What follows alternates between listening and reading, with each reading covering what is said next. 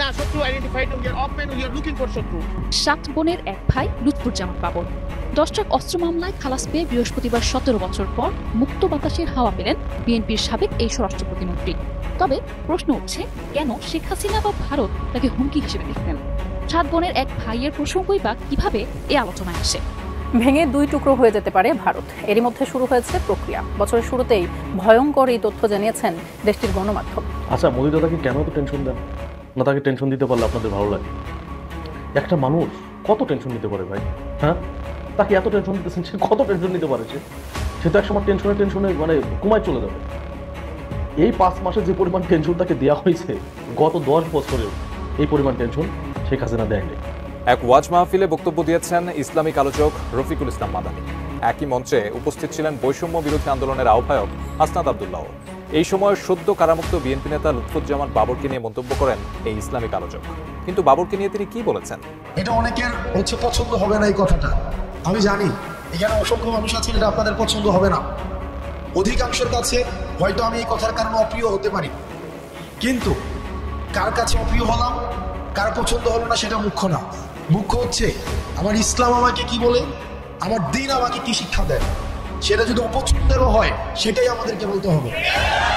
আসসালামু আলাইকুম দর্শক, নতুন একটা নিউজে আপনাকে স্বাগতম। প্রিয় দর্শক, আমাদের আজকের ভিডিওটি খুবই গুরুত্বপূর্ণ। ভিডিওটি শুরু থেকে শেষ পর্যন্ত ধৈর্য সহকারে দেখে একটি লাইক দিয়ে সবাইকে শেয়ার করে দিন। আমাদের চ্যানেলে নতুন হলে চ্যানেলটি সাবস্ক্রাইব করে পাশে থাকা বেল আইকনে ক্লিক করে রাখুন। আমাদের ভিডিওটি আপনি বাংলাদেশের কোন জেলায় বসে দেখছেন বা শুনছেন সেটি অবশ্যই কমেন্ট বক্সে কমেন্ট করে জানিয়ে দিতে ভুলবেন না। না, শত্রু identified, we are open, we are looking for শত্রু। 7 বোনের এক ভাই লুৎফুজ্জামান বাবর 10 ট্রাক অস্ত্র মামলায় খালাস পেয়ে বৃহস্পতিবার 17 বছর পর মুক্ত বাতাসের হাওয়া পেলেন বিএনপির সাবেক এই স্বরাষ্ট্র প্রতিমন্ত্রী। তবে প্রশ্ন উঠছে, কেন শেখ হাসিনা বা ভারত তাকে হুমকি হিসেবে দেখতেন? 7 বোনের এক ভাইয়ের প্রসঙ্গই বা কিভাবে এ আলোচনায় আসে? এই 7 বোন বলতে ভারতের অরুণাচল প্রদেশ, আসাম, ত্রিপুরা, নাগাল্যান্ড, মণিপুর, মিজোরাম ও মেঘালয়, এই 7 রাজ্যকে একত্রে 7 সিস্টার্স বলে। রাজ্যগুলোর ভৌগোলিক ও রাজনৈতিক সংবেদনশীলতা বিশেষভাবে গুরুত্বপূর্ণ। অভিযোগ ওঠে, লুৎফুজ্জামান বাবর স্বরাষ্ট্র প্রতিমন্ত্রী থাকার সময় 7 সিস্টার্সে বিদ্রোহী দল গড়ে তুলে ভারতে অস্থিতিশীল পরিস্থিতি সৃষ্টি করেছিলেন। চীন, পাকিস্তান মিলে ভারতের যতটুকু ক্ষতি করতে পারেনি তার চেয়ে বেশি লুৎফুজ্জামান বাবর করেছেন, যদিও বিষয়টি প্রমাণিত নয়। অনেকেই মনে করেন লুৎফুজ্জামান বাবর ভারত সরকারের কাছে একটা আতঙ্কের নাম। 2004 সালে তিনি 10 ট্রাক ভর্তি অস্ত্র, গোলাবারুদ, রকেটের লঞ্চার নিয়ে ভারতে পাঠাতে চেয়েছিলেন বলে অভিযোগ করা হয় তার বিরুদ্ধে। যদিও সেই মামলায় এখন তিনি খালাসপ্রাপ্ত। তখন ভারতের এই 7 রাজ্য নিজেদের দেশে গৃহযুদ্ধ শুরু করার চেষ্টা করেছিল এবং ভারত থেকে আলাদা হতে চেয়েছিল। 2004 সালের 1 এপ্রিল চট্টগ্রামের চিটাগাং ইউরিয়া ফার্টিলাইজার লিমিটেড জেটিতে বিশাল পরিমাণে অস্ত্র ও গোলাবারুদ ধরা পড়ে। অভিযোগ করা হয় এই অস্ত্র ভান্ডার ছিল বিদ্রোহী গোষ্ঠীগুলোর জন্য, বিশেষত ভারতের উত্তর পূর্বাঞ্চলের বিদ্রোহী দল উলফা। এই অস্ত্র আসার উদ্দেশ্য ছিল ভারতীয় ভূখণ্ডে বিদ্রোহ জোরদার করা। কালীন সময়ে লুৎফুজ্জামান বাবর ছিলেন স্বরাষ্ট্র প্রতিমন্ত্রী। মামলায় অভিযোগ করা হয় যে তিনি এই অস্ত্র আমদানি ও পাচারে প্রত্যক্ষ বা পরোক্ষভাবে জড়িত ছিলেন। অভিযোগ ছিল তিনি এই অপারেশন সম্পর্কে অবগত ছিলেন এবং এ ব্যাপারে সুবিধা প্রদান করেছিলেন, যা এখন ভুল প্রমাণিত হয়েছে। ভেঙে 2 টুকরো হয়ে যেতে পারে ভারত, এরই মধ্যে শুরু হয়েছে প্রক্রিয়া। বছরের শুরুতেই ভয়ঙ্কর এই তথ্য জানিয়েছেন দেশটির গণমাধ্যম, তাও আবার বিজ্ঞানীদের বরাত দিয়ে। চাঞ্চল্যকর তথ্যটি ছড়িয়ে পড়েছে ভারতবর্ষে, যাতে উদ্বিগ্ন নাগরিকরা। কিন্তু কি কারণে হঠাৎ ভারত ভেঙে পড়ার সতর্কতা দিয়েছে গবেষকরা? আর এমনটা ঘটলে কি হবে ভারতবাসীর? বিস্তারিত জানাচ্ছেন এসআই রাজ। কিছুদিন আগে ভয়ঙ্কর ভূমিকম্পে কেঁপে ওঠে তিব্বত। সেই সময় আলোচনার কেন্দ্রবিন্দুতে চলে আসে টেকটনিক প্লেট। তবে এবার গবেষকদের দাবি 2টি ভাগে বিভক্ত হয়ে যেতে পারে টেকটনিক প্লেট। আর এই ঘটনা যদি ঘটে তাহলে ভারত ভেঙে 2 টুকরো হয়ে যেতে পারে, এমনটাই দাবি ভূতাত্ত্বিকদের। কিন্তু এমনটা হলে কি হবে ভারতবাসীর? বিজ্ঞানীরা বলছেন ভারতের মানচিত্র থেকে মুছে যেতে পারে লাদাখ, হিমাচল প্রদেশ, উত্তরাখণ্ড, সিকিম, অরুণাচল প্রদেশ ও উত্তরপ্রদেশের একাংশ। এরই মধ্যে শুরু হয়েছে প্রক্রিয়া। সম্প্রতি এক সম্মেলনে বিজ্ঞানীরা দাবি করেন এই মুহূর্তে ভারতীয় টেকটনিক প্লেট ডিলেমিনেশন প্রক্রিয়ার মধ্য দিয়ে চলছে। দেখা যাচ্ছে গভীর নিম্নাংশটি অগভীর ঊর্ধ্বাংশ থেকে বিচ্ছিন্ন হয়ে যাচ্ছে। ইউরেশিয়ান প্লেটের সঙ্গে ধাক্কাধাক্কির ফলেই এই পরিস্থিতির তৈরি হয়েছে। এই বিচ্ছিন্নতা খুব সহজ পদ্ধতি নয়। পৃথিবীর গভীরে খুব জটিল চলনের ফলে এমন পরিস্থিতি তৈরি হয়।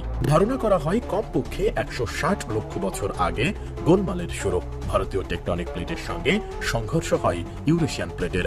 ভারতীয় টেকটনিক প্লেটের একাংশ ইউরেশিয়ান প্লেটের নিচে ঢুকে যায়, ফলে ইউরেশিয়ান প্লেট উপরের দিকে উঠে যায়, আর ভারতের টেকটনিক প্লেটের একাংশ রয়ে যায় ইউরেশিয়ান প্লেটের নিচে।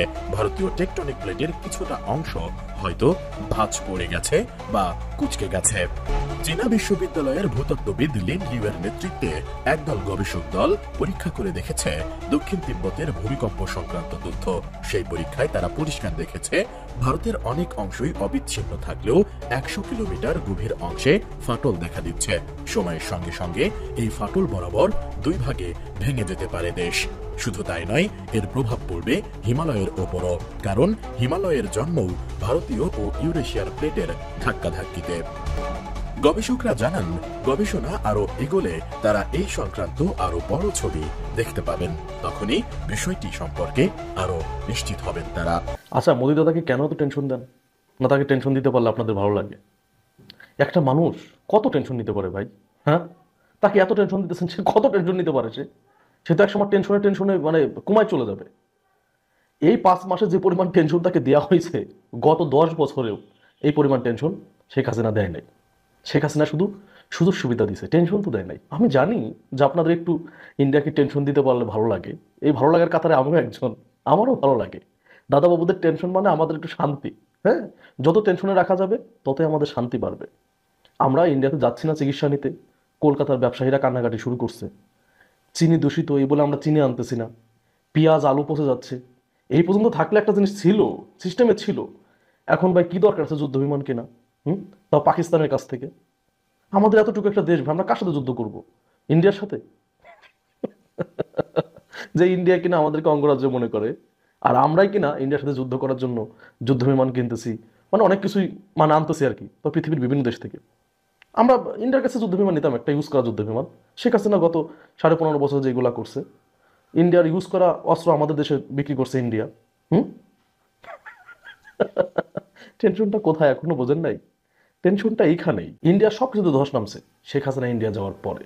গত ভিডিওতেও বলছি দাদা, আজকেও বলতেছি, তোমাদের দেশেই পৃথিবীর সব থেকে বড় কুফা বসবাস করে। তোমাদের টেনশন আরও বাড়বে। তোমাদের দেশ থেকে তাকে বিতাড়িত করো, তা না হলে টেনশন শেষ হবে না। আর মোদি দাদার ঘুম ঠিক মতো হবে না। কুফা কখনো শান্তি বয়ে আনতে পারে না। যে কুফা, সে কুফায় থাকে। পৃথিবীতে যেসব দেশে শেখ পরিবারের সদস্য আছে তারা অস্তিত্ব সংকটে পড়ছে। আর আজকে সেই কুফার যে প্রধান শেখ হাসিনাকে ইন্ডিয়া আশ্রয় দিয়ে ইন্ডিয়া অনেক বড় বিপদের দিকেই যাচ্ছে। এর কথা মাথায় রাখবেন। ইন্ডিয়ার সব থেকে বড় সীমান্ত হচ্ছে বাংলাদেশ। আর এই বাংলাদেশ যদি ইন্ডিয়ার শত্রু হয়, ইন্ডিয়ার খবরই আছে। কারণ বাংলাদেশ শুধু যে ইন্ডিয়ার জন্য গুরুত্বপূর্ণ রাষ্ট্র তা না, এটা ভূরাজনৈতিক দিক দিয়ে অনেক গুরুত্বপূর্ণ একটা জায়গা, এটা মাথায় রাখতে হবে। তো এইসব দেশে যখন থান্ডারের মতো যুদ্ধ বিমান, তারপরে ড্রোন, আবার যে পাকিস্তান থেকে আরও অস্ত্র কিনি, দাদা বাবুরা কি শান্তিতে থাকবে? হ্যাঁ, একটা মানুষকে এত টেনশন দেন না প্লিজ। এমনিতে চায়না ওদিক দিয়ে ওত পেতে বসে আছে, যে কোনো সময় হামলা করবে। পাকিস্তান ওত পেতে বসে আছে, আবার এখানে যদি বাংলাদেশও ফাগলামি শুরু করে, দাদা বাবুরা কোথায় যাবে বলেন? আমাদের তো যাওয়ার মতো বঙ্গোপসাগর আছে। দাদা বাবুরা বঙ্গোপসাগরে আসতে আসতেই তো সব যাবো গা। তো এত টেনশন দিয়েন না। যদিও আমাদের টেনশন দিতেই ভালো লাগে, তারপর একটু কমাই দেওয়া উচিত। সেও তো মানুষ, মানবিক দিকেও বিবেচনা করতে হবে। এটা অনেকের পছন্দ হবে না এই কথাটা, আমি জানি। এখানে অসংখ্য মানুষ আছেন এটা আপনাদের পছন্দ হবে না। অধিকাংশের কাছে হয়তো আমি এই কথার কারণে অপ্রিয় হতে পারি, কিন্তু কার কাছে অপ্রিয় হলাম, কার পছন্দ হলো না সেটা মুখ্য না। মুখ্য হচ্ছে আমার ইসলাম আমাকে কি বলে, আমার দ্বীন আমাকে কি শিক্ষা দেয়। সেটা যদি অপছন্দেরও হয় সেটাই আমাদেরকে বলতে হবে। আমি যেহেতু এই গ্রামে ছিলাম, এই গ্রামের সাথে আমার সম্পৃক্ততা রয়েছে। এই গ্রামে এক ধরনের অর্থনৈতিক বিনিময় প্রচলিত রয়েছে, যেটাকে আপনারা নাম দেন পত্তন।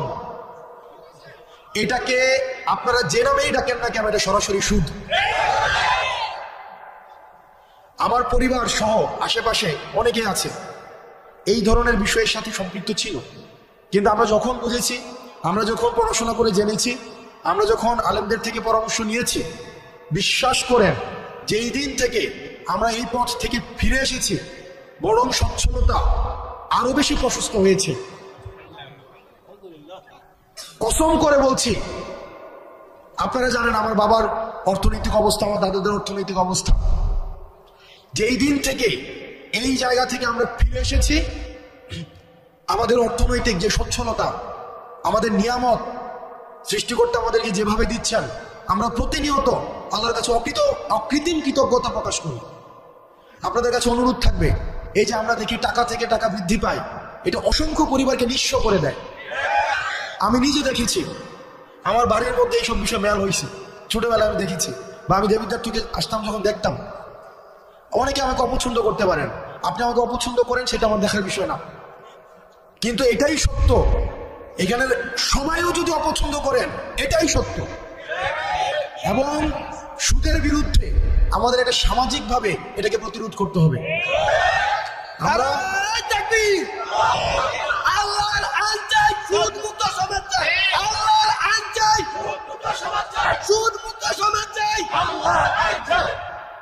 আপনাদের কাছে অনুরোধ থাকবে, আপনারা সুদকে বন্ধ করে দেন। আমরা চেষ্টা করব,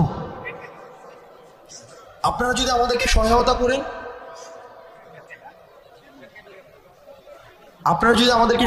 করেন, আমরা আমার জায়গা থেকে চেষ্টা করব সামাজিক যে ঋণকে সহজলভ্য করা, সামাজিক ঋণ প্রদানকে সহজলভ্য করা।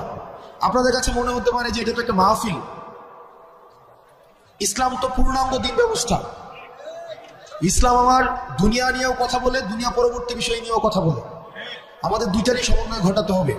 আমি আমার ক্ষুদ্র জ্ঞানে, আমি যেহেতু সামাজিক সমস্যাগুলো আমার কাছে মানুষ নিয়ে আসে, আমার যেহেতু দৃষ্টিগোচর হয়, সেজন্য আজকে আপনারা শপথ করেন, যার এই ধরনের টাকা বিনিয়োগ রয়েছে পত্তর নামে, সুদ নামে, সেটা আর খাবেন না।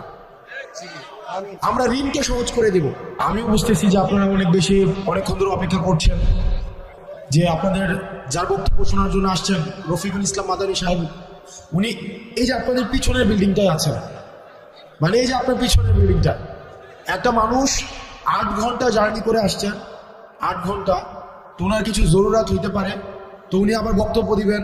উনি 3.5 ঘন্টা কথা বলেছেন, 3.5 ঘন্টা, যেটা আসলে আল্লাহ ওনাকে রহমত এবং বরকত দিন। এই যে মসজিদটা আমাদের, যেটা 4 বছর হয়েছে মসজিদটা, এই মসজিদে গত 2 দিন আগে আমাদের এই উপজেলার জন্য 5 কোটি টাকা বিশেষ বরাদ্দ দেওয়া হয়েছে। তো ইউনু মহোদয়ের সাথে কথা বলে, এবং দেবিদ্বার উন্নয়ন ফোরাম নামে আমাদের একটা সংগঠন রয়েছে, আমরা দুইটার সমন্বয়ে বাকি যে কাজটা রয়েছে এই বিষয়টা সুসম্পন্ন করার ক্ষেত্রে আমি আমার জায়গা থেকে সর্বোচ্চ সহযোগিতা করব।